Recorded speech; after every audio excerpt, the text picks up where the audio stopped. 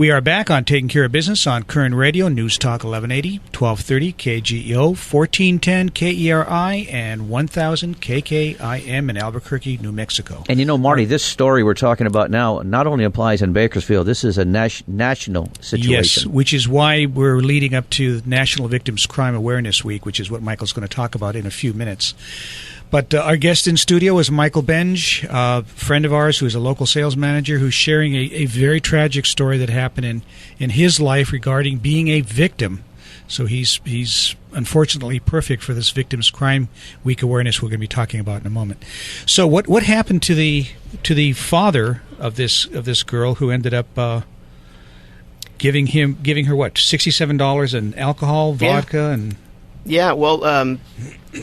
she had asked for the alcohol to be bought, and of course, then she went to the lake and drank, and she had a blood alcohol level of 0.20, which is almost 3 times the legal limit for an adult.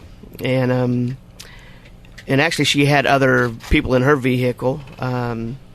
She had 2 girls and 2 boys, but she said that she was going to get drunk and drive like a beast, and it scared most of them.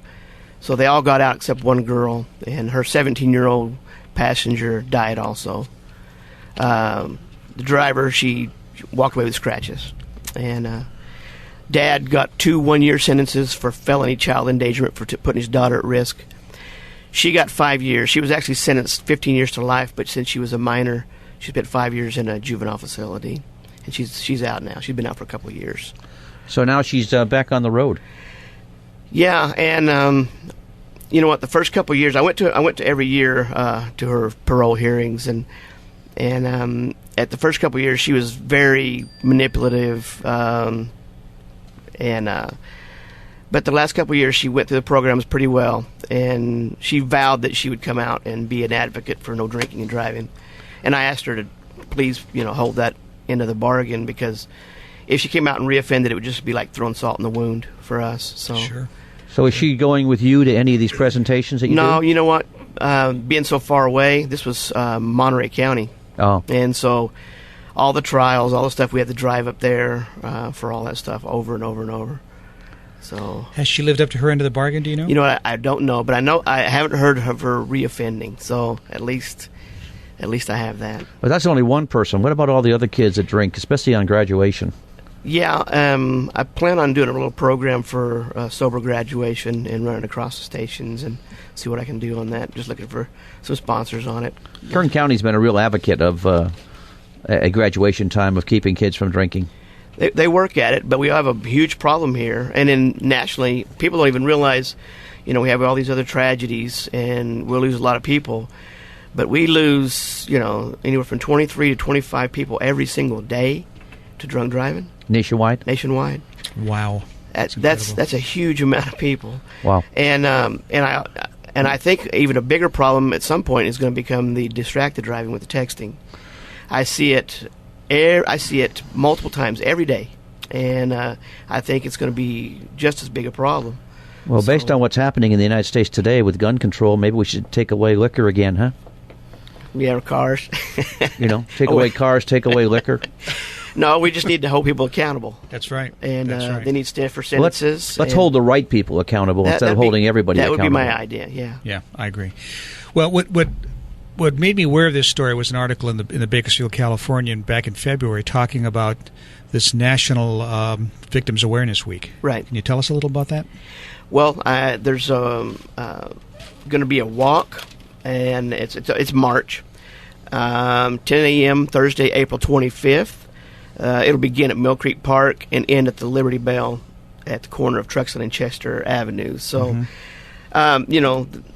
victims of crime run the gamut. I mean, from drunk driving to gun violence to domestic violence, all kinds of things. And it's never to show people like, oh, woe is me. It's more of to highlight all these problems and let people know they're not forgotten and that their voice stands for something.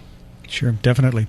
Our guest in studio is Michael Benge, local sales manager for American General Media, talking about National Victims Awareness Week. So, Michael, one of the biggest problems we have, in not only in this city but everywhere, is domestic violence.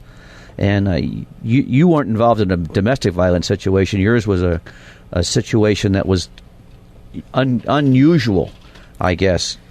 But really, it was it's avoidable. That's the biggest thing. When everybody always says, "Well, you were in an accident," I'm like, "No, we weren't in an accident. We were in a crash, and it was due to people's bad choices."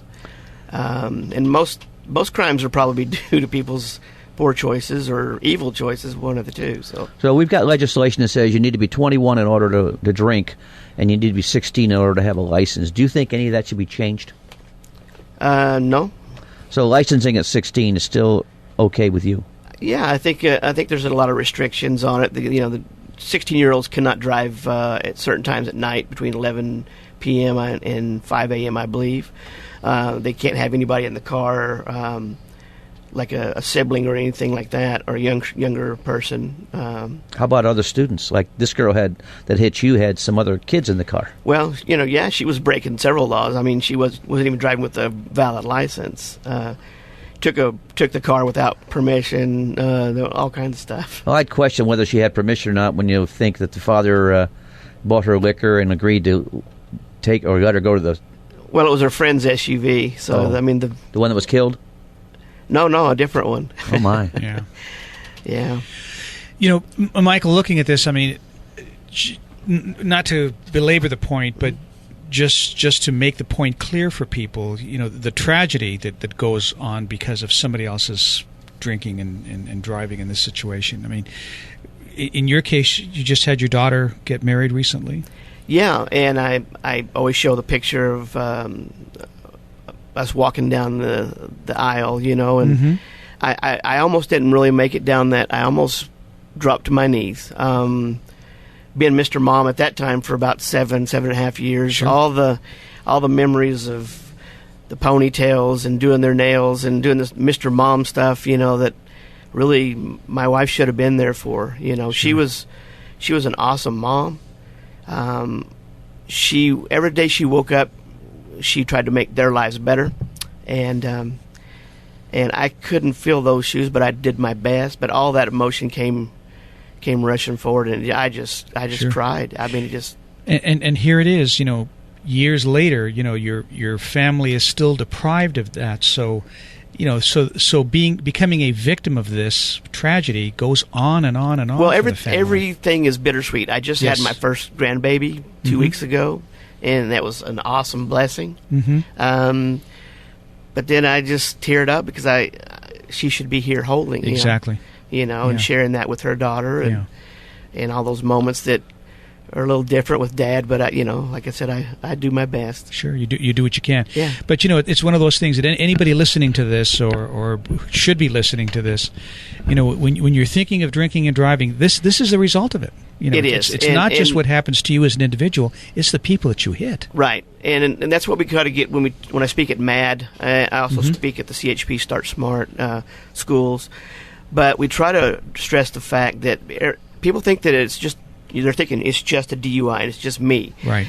Well, it affects so many other people; they don't have any idea. And I try to personalize it so much to where they start feeling it, and then they kind of get it after they've listened to a little more in-depth, version of the speech. Sure, but sure. It makes a difference when they finally understand that it affects their families and all them. The saddest part of all, and it's sad when anybody dies, but at the same time, the saddest part is it's always the innocent victim that seems to get killed. The drunk driver always seems to walk away. It does. In fact, I even wrote a song and Rocky sings it in one of my bands. So just for that reason. I actually wrote the song because of another case that was on Panama. A young girl died, and I speak with her grandmother. And all that was left there for a while was a sign that said "The drunk driver lived." It wasn't a cross there at the time. Mm-hmm. And I'm like, wow, what a great song title just to sure. move forward with. So. Yeah. Michael, thank you for sharing. I mean, I know how difficult this is for you. I know you've done it over and over the past 9 years, but it's still got to be something not my pleasure, but my honor. Yeah. Thank you so much for doing that. Again, the event is 10 o'clock Thursday, April 25th, and it's going to be at Mill Creek Park. And it's for people that want to find out more information about it, you can check the email victimmarch2013 at co.kern.ca.us for more information, or give us a call here at the station. Michael, thank you so much for being here. Thanks for having me. Take care now. We'll be back in a moment on Taking Care of Business on Koerner Radio, News Talk 1180.